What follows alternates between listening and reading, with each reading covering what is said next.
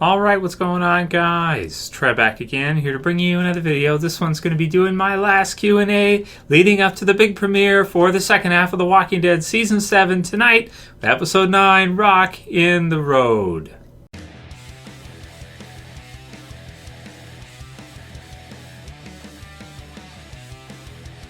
Alright, so pretty excited for tonight's episode. I hope you guys are too. I know this isn't the most hyped half ever. We've done quite a few videos talking about it. Lots of stuff throughout the break. And at this point, I just almost kind of want to just get it on. Just get to see the premiere finally after, 2 full months.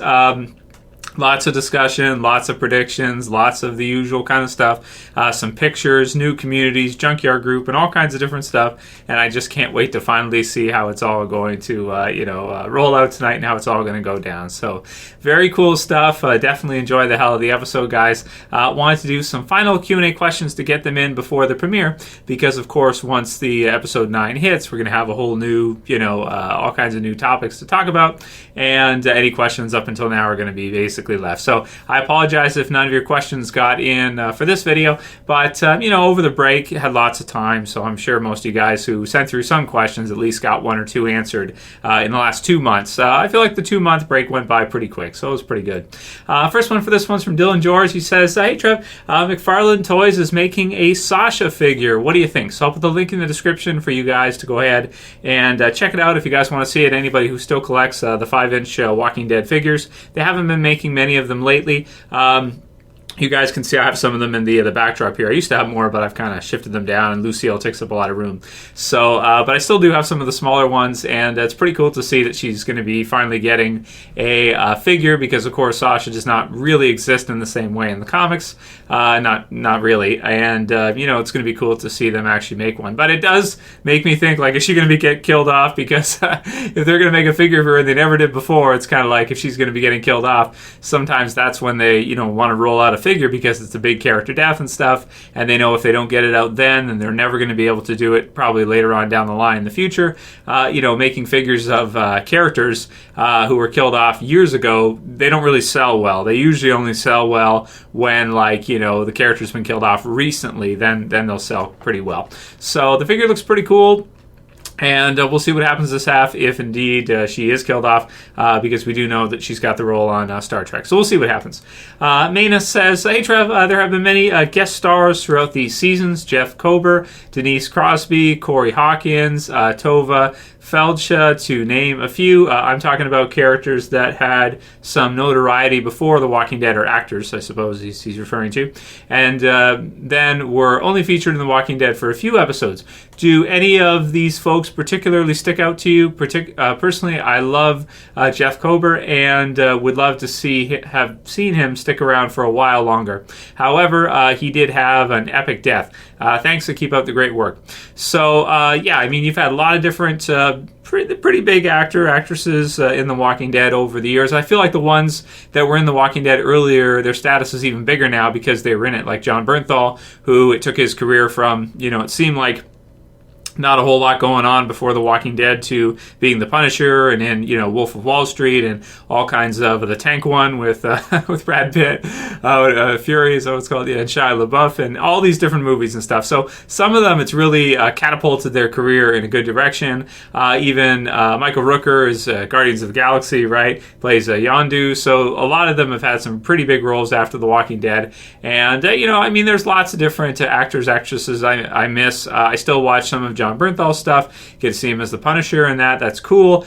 Some of the others, Michael Rooker, I miss seeing him on the show. There's lots of pretty good actors and actresses that have been in The Walking Dead that I do miss seeing, or some that I feel like could have been used longer. I think Merle is one of the ones that really probably could have been used quite a bit longer, or Andrea. Pretty easy to say.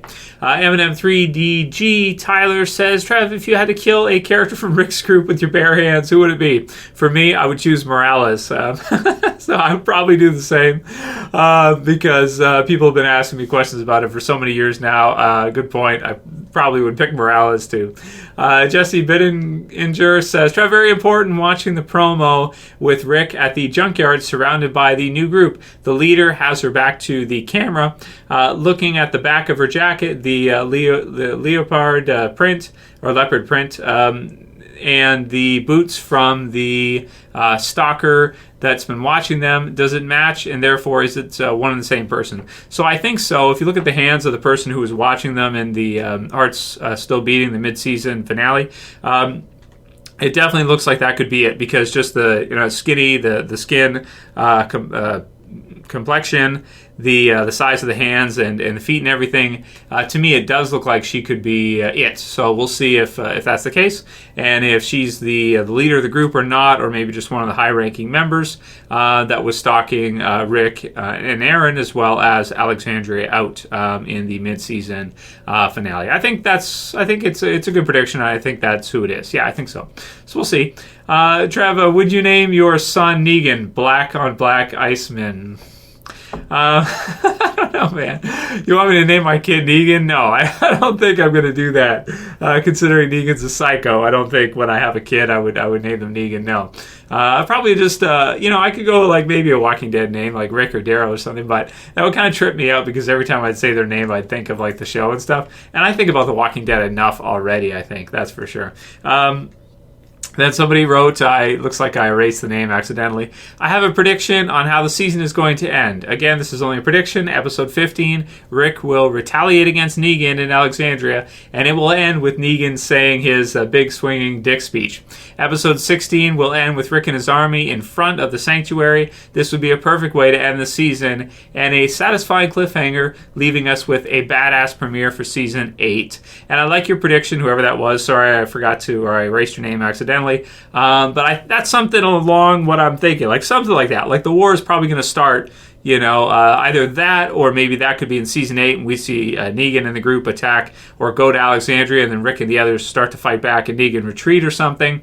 So have like a mini kind of victory, like they win a battle and Negan's forced to retreat, but the war's not over. Something like that by the end of this season would be wicked cool to see.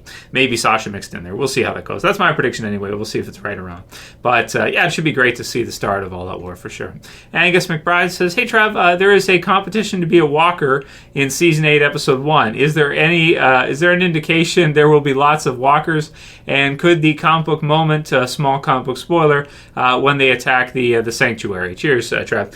So I haven't heard about this this competition or contest to be a walker in the season 8 premiere yet. That's pretty cool. If you're right, Angus, and AMC's got something like that going, I'll have to check that out, because that'd be cool. And I'll let you guys know if I hear any more details about this, about a contest to win to be a walker in the season 8 premiere. But we know that Season 8, Episode 1, the premiere, is the 100th episode of Walking Dead. So I'm expecting them to do something big. As I did my expectations videos yesterday, and I said in that video, this half I'm expecting it to be okay. I'm expecting it to be pretty good. But Season 8, I'm expecting it to be pretty much the best ever, or pretty close to the best stuff they've ever done. So my bar is set pretty high for Season 8. Let's hope they don't let us down. But, I think it being episode 100, many shows not getting to 100 episodes, especially hour-long, drama series like this that are hard to do, a lot of them don't get 100 episodes. So for The Walking Dead to get that many episodes is fantastic, and I'm assuming they're going to celebrate with a whole bunch of zombies. So hopefully that's what we see.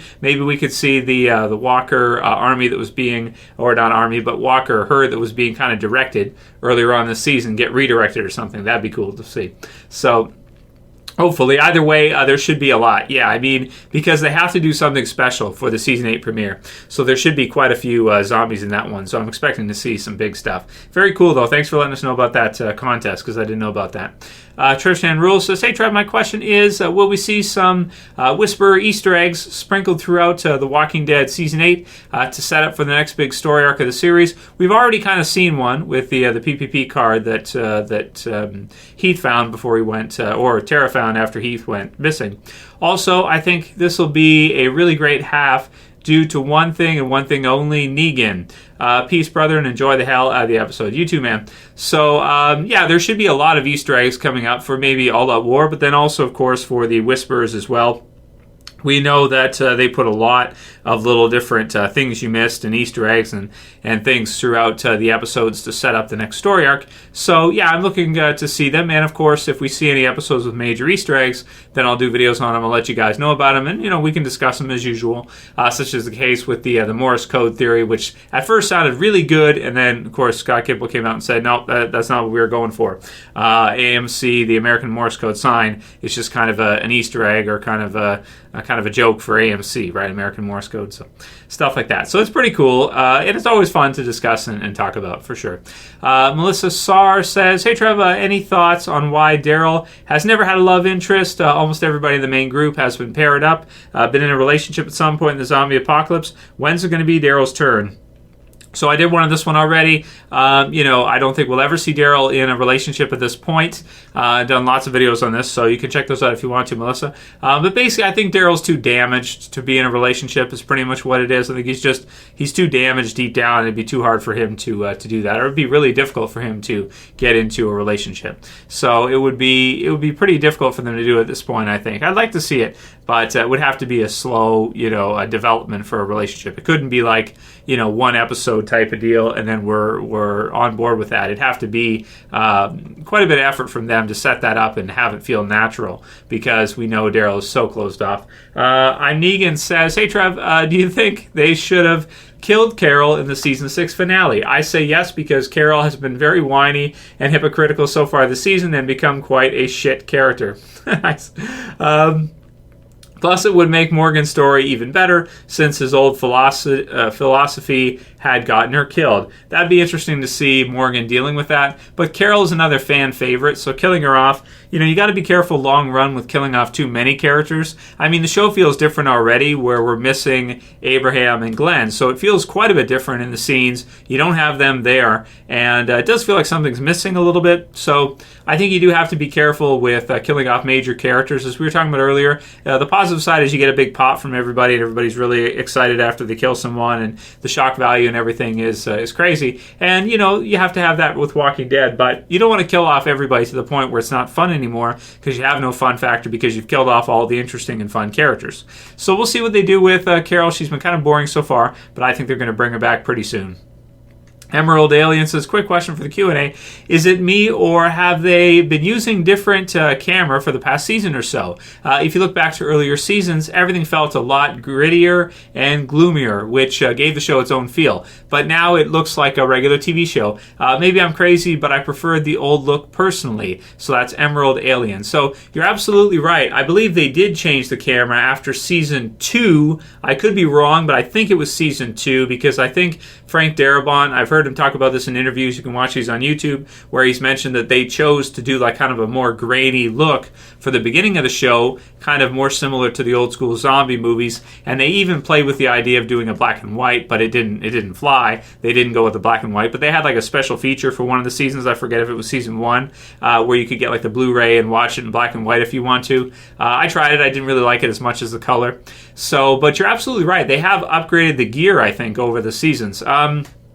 The old look was cool because it reminded me of like an old school zombie movie kind of deal. But at the same time, I kind of like seeing high quality stuff. I mean, getting to see, because a lot of it's about spectacle. And, if you see season 6 and you see the huge zombie herd, for zombie apocalypse fans, that is quite the spectacle to see, because, we've pretty much never seen anything like that, even in movies that wasn't like CG. In World War Z or something, you see a whole bunch, but it's all CG and it just looks like a big cluster F, right? But to see something like that, I mean, the better quality, I think, the better generally. I hear what you're saying, though. Kind of the more grainy, older film look might have reminded you of some of the earlier zombie apocalypse stuff. It's cool as a gimmick, but I think long term you want to have the best quality you can for a show. I think that makes sense. It's kind of cool to have its own feel too. I hear what you're saying, but even like the Walking Dead comic, it's in black and white, and a lot of times I just think, yeah, that's kind of cool. But I'd rather see the whole thing done in color if they could do it. They'll never do it now because it's so many years, after it's been in black and white all up until now, the Walking Dead comic. So they'll probably never switch it. But to be honest, I'd like to see it in color. But we never will probably. Hardy Buck 14 says, Rick's beard is getting longer, bitches, and you know what that means. So yeah, we do. That's true. Maddie Paris says, don't you find it unrealistic that these survivors mourn more people or mourn more for people they lost after the beginning of the zombie apocalypse than they do people they knew their whole lives? So, like, I think what you mean, but I don't know if I agree with that, because Rick, when he loses Lori, he goes into a PTSD state where he's seeing things and he doesn't know what's real and what's not. And we do still get the sense that Rick, feels bad about what happened with Shane. Of course, when you go through something with people, you're going to get more attached more quickly. If you go through life or death set of circumstances, you can get more attached. So if you have Maggie and Glenn, where they have a relationship, they get married and everything like that. I mean, of course, even though maybe it's only been a couple years in terms of timeline inside that universe, it's still probably 2 of the most difficult years of their lives, and so they needed each other even more than they would have in regular life. And so their relationship, even for like maybe a year and a few months or something, or a year and a half or something, they might have had as much companionate love to each other as people that have been together for 10 or 20 years and married, because this is life or death. Everybody's dying around them. And emotionally, they need the others to kind of lift them back up. So, it depends. I guess I kind of understand what you're saying sometimes. Maybe like the Daryl thing where he's carrying Beth out. But, I don't know. Life or death circumstances can make people, get attached more quickly. I think that's all there is to it. Rick Rhymes TWD says season 6 had the worst first half. So he said this a while ago and I added this, but I never touched on it. So I guess everybody's got their own favorites for Walking Dead seasons. Some people, I give you guys my opinion, of course, here, and I have my own thoughts. But there's a lot of people who think the best episode of The Walking Dead was The Grove. I think IGN or one of those had it really high on their list. Even though it doesn't feature Rick and you have it being about Lizzie, Mika, Carol, and Tyrese. So, it depends. I guess it depends what your tastes are. I think everybody goes through different things in life as well, too. So during one season, maybe you'd be more into The Walking Dead. During another season, maybe your life is busier, so you don't have much time to watch it or appreciate it. You're drawn out from your job or something, or from school or whatever, and maybe you're not so into it. So I don't know. It's really tough to say, like, what is the best season, overall. For me, my favorite is season 6. A lot of people, it's 5, and the rest are all spread out. It's all over the board. Some people 2, some people 1, some people 3, some people 4. It's all over the place. So it depends. For me personally, I think season 6's first half was amazing, but that's because I really loved to see zombies, and we had never seen anything like that up until that point, and I feel like it leveled the series up. It brought the series, to a better height to get to see that kind of a spectacle at a part. Really made you get an appreciation for, the world that they live in, the world they inhabit, and made it feel even more real than sometimes it had prior, because a lot of times you only get to see maybe 1 or 2 zombies here and there. Such was the case with season 2, for example. Next one's from Jack Goldberg. He says, Trev Q&A, where the hell is Wade? And he also asked this one a while ago, so I want to get this one in before we start. So again, he could be a character. Now, who is Wade? He was mentioned in Always Accountable. He was the guy from The Saviors that was going after Dwight, and we haven't seen him since. We just got to see like his pant legs and feet and that kind of thing. He actually his lower body kind of looks like the governor. At least he reminded me of the governor in some way when he's like tracking him down and everything, when he's going after Dwight, and Daryl kind of saves him and the others. So he could be another character that just simply gets dropped from the show. I wouldn't be surprised if we never see Wade again, because there's so many characters now, and the guy from the Kingdom or the Hilltop, who I've even forgot his name from season 6, to be honest. So there's so many characters. Some of them just drop off, and sometimes, and that's not, there's nothing wrong with that we just forget certain characters. Even Kirkman in interviews at Comic-Con I've watched and stuff forgot Nicholas's name and stuff like that, and he created the damn character. So there's just so many characters. Some of them are going to get dropped. You have the TV series version, you have the comic version. It's a lot to keep up with, and Wade could be one that we never see again. We'll see. I'd like to see him, but I wouldn't be surprised if he just gets dropped off because of so many. Walking Med says, what do you think the ratings will be like for season 7B for The Walking Dead? So the ratings this half, I think it's going to be pretty similar to what we've been seeing recently, maybe a little bit better, but based on the trailers and stuff like that, I don't get the sense this is going to be like a No Way Out first couple of episodes. So I don't think there's going to be anything in the next few weeks that's going to make the ratings bump. I think maybe 12, 13 million, maybe 14 for this premiere episode would be pretty good if they could get that. Otherwise, I'm thinking like around 11 or 12. That's a prediction. We'll see what happens. We'll do a couple more. Horrible Video Productions says, please give your thoughts on this. Screen Junkies think that Vatos is the absolute worst episode of The Walking Dead ever. So Vatos, back from season 1, I believe it was written by Kirkman, actually, pretty sure. And, that's the episode where we see Glenn. He gets captured by the Vatos. Man, he's been almost killed a lot of times, hasn't he? Rick and the others go to save him. It has a twist in the episode. Maybe for them, it just didn't work for them. They didn't like the twist where it's like, okay, so you're just going to forgive them now, and Glenn's with them and everything, even though, they had all this stuff going on. I guess it depends on how you feel about the twist. I thought it was okay. I didn't love it. It wasn't my favorite episode from the first season, but I didn't think it was horrible, and I don't think it's the worst episode ever. Even if you don't like the twist in the episode, to it going from like this badass gangster group to like a group with a retirement, home community type of thing. Even still, I mean, you have episodes like Still in there. And I've done my top 10 worst episodes. There's a lot of episodes in Walking Dead that are worse than Vatos. You could probably say that a few of them this season are worse than Vatos, at least for me anyway, in terms of how exciting I found it to be. So, let's call it there for today, guys. That'll be it for this one. I hope you guys enjoy the episode tonight, a lot, as usual. And I'll see you back afterwards for the review. Usual time, everything the usual. Have a lot of fun, guys. And, I'll see you back after. If you guys like this last Q&A video leading up to the mid-season premiere, please thumb it up. You can share, you can favorite, and if you're new and you want to subscribe, button left to subscribe. That's it. See you guys back again tonight. Trev saying peace. Later, guys. Enjoy. What do you want us to do? I don't know, viewer. How about a subscription? Do you think that might be in order? Or is that too much to ask?